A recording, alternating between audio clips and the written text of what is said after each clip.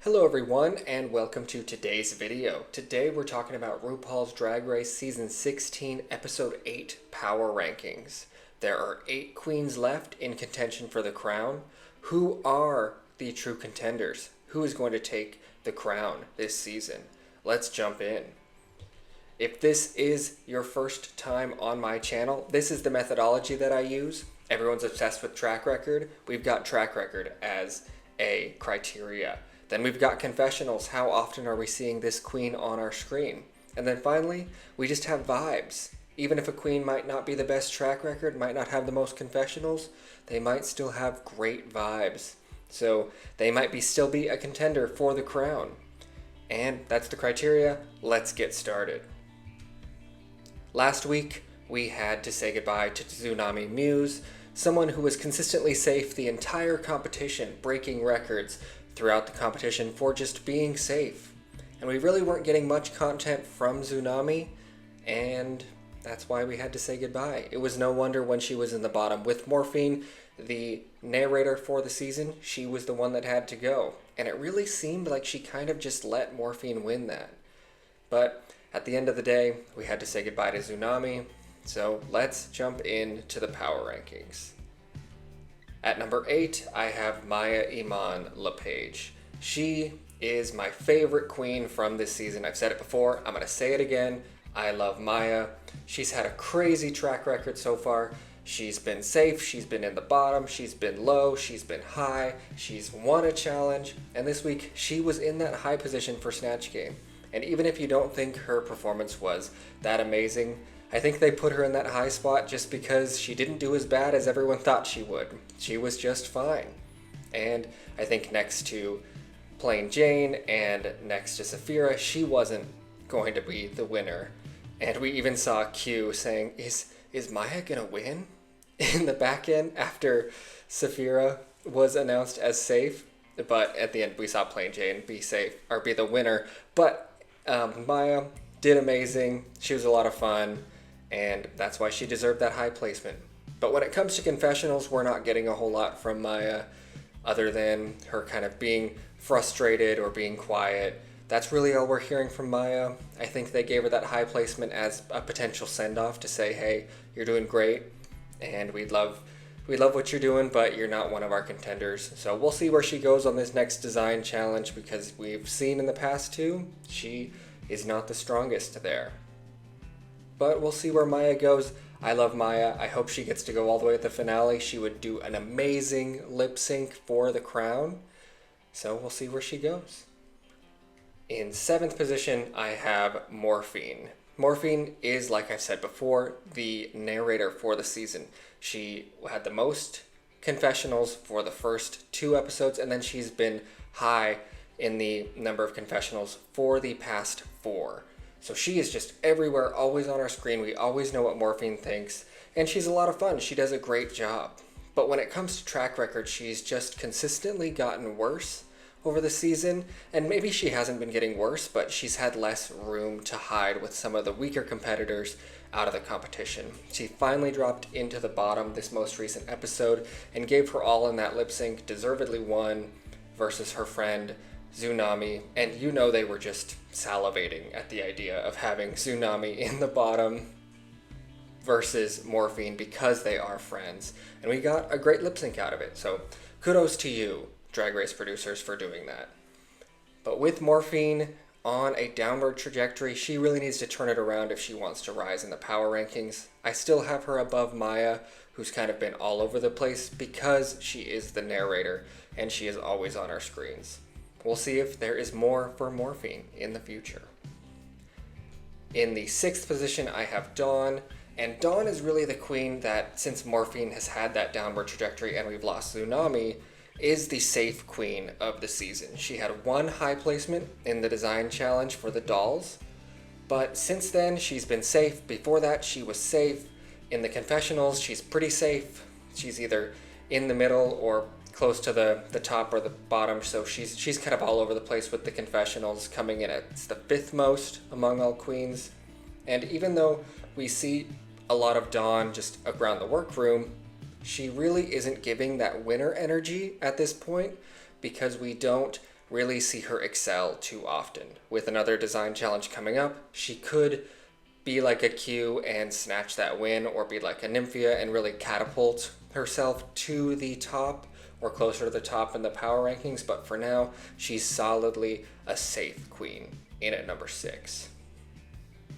At number 5, we have Q, who is one of the top competitors this season when it comes to track record. She's done amazing. Even though she had that one bottom placement for the Girl Groups Challenge, she has always been in the top, or has always been high, which she has been 4 times, or she was in the bottom that one time after the Girl Groups.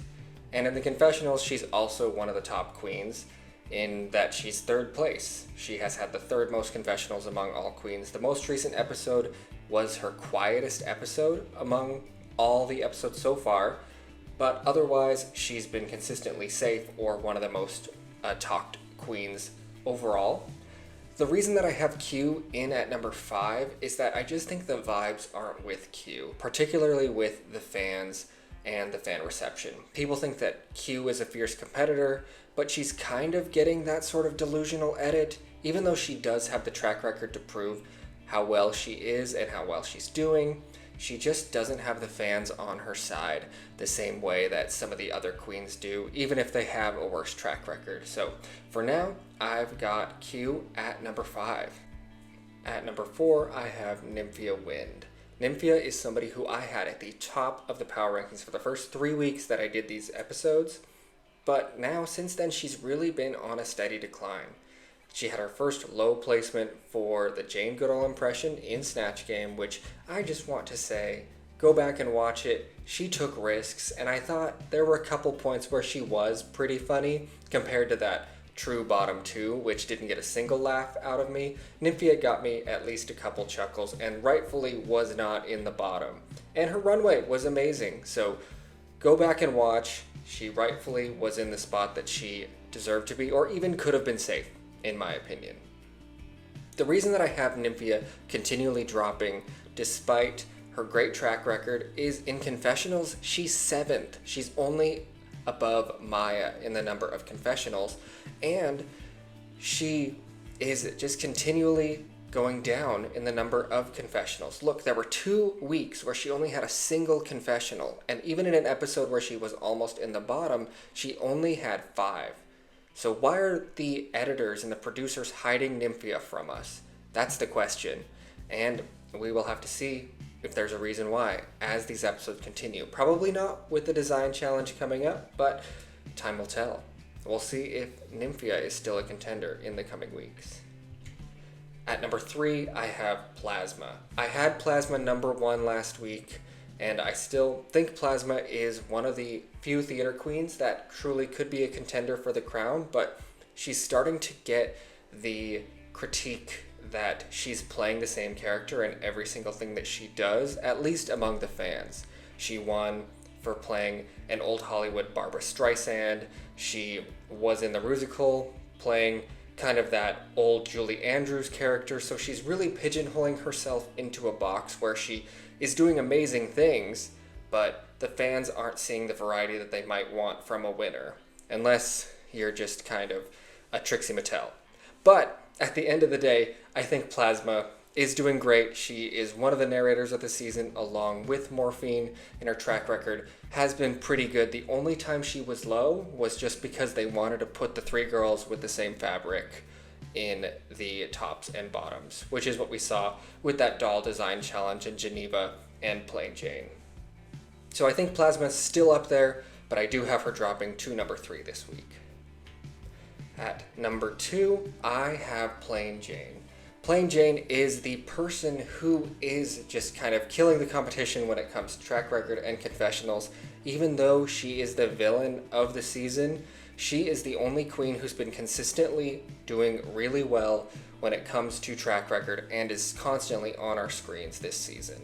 I think that fans are starting to turn around on her, even though there's a couple of people that are diehard Plain Jane haters. I think Plain Jane could be the first villain since Tyra Sanchez to be crowned if she continues with the trajectory that she has.